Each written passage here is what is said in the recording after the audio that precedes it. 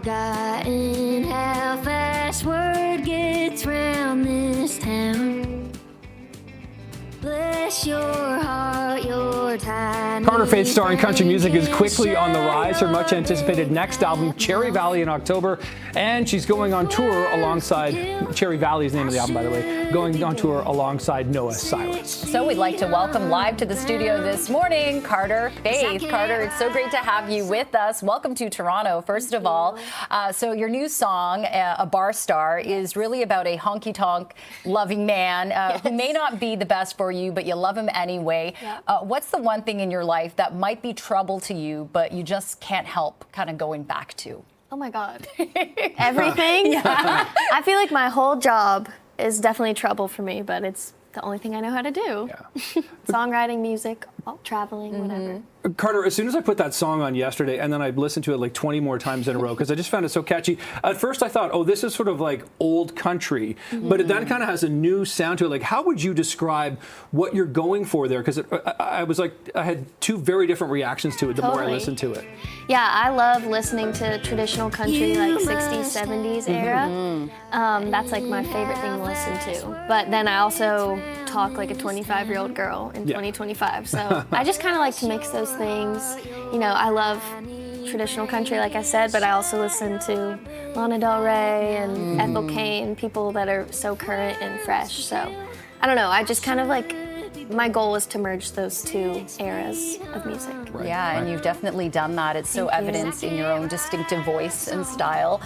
So your debut album, you've done EPs, but the big one, Cherry Valley, coming out October 3rd. I'm sure people are so excited for it, but you've accomplished a lot since you moved to Nashville when you were 18. I mean, you've played at the Grand Ole Osprey, which is like a huge kind of milestone moment for many country singers. Very big so deal. do you think that you've arrived at that kind of pinch me moment yet, or when did that happen for you? Oh my gosh. Well, every time I play at the Opry, it's like, oh my God, I'm like there, you know, and all my heroes and legends have played there and stood in that circle. So that's always a pinch me moment.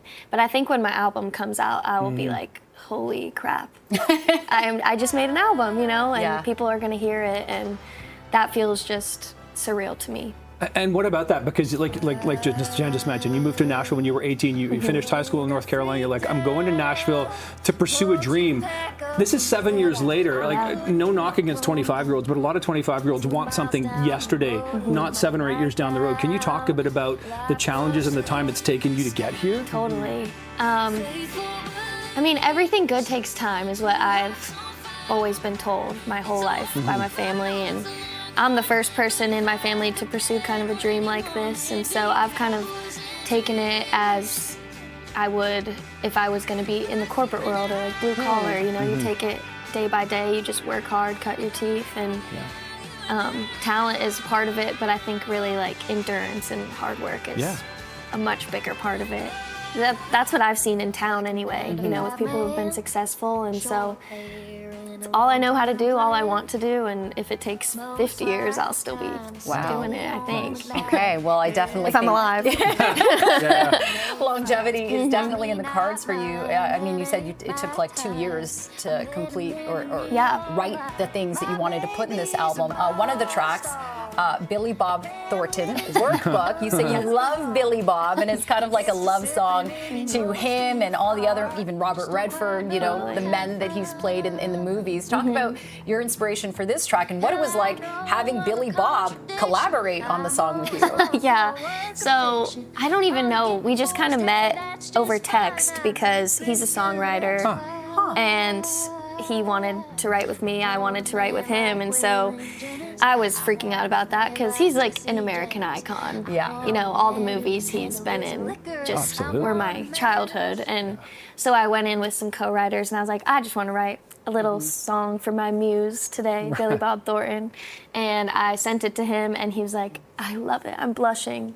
And then, I don't know, I went down to Texas to write some songs with him and we became friends. Yeah. That's so cool. Really quickly, Carter, what's your favorite Billy Bob movie then? Daddy and Them. Daddy and Them. Kind of a deep cut, It is, yeah. But John Prine's in it Andy Griffith, John Prine, amazing Laura talent, Dern. too, yeah. It's amazing. I love Sling Blade. Yeah, that's a good I one. mean, who doesn't? I love Bad Santa as Yes. well. So, Bad News Bears. Yeah, I could- Monsters Ball with Holly Berry. We could go on and on. I could talk all day about Billy Bob. Carter Faith, we could talk to you as well. Thank you so much. Thank you. Good luck at your show tonight at Rockin' Horse and Yes. with your career ahead and the album Thank coming you, out guys. October And your 3rd. Great huge meeting tour. you. Yeah, Yeah, exactly. So Yeah. nice to meet you guys. Thank you so much. Carter, Thank thank you. you.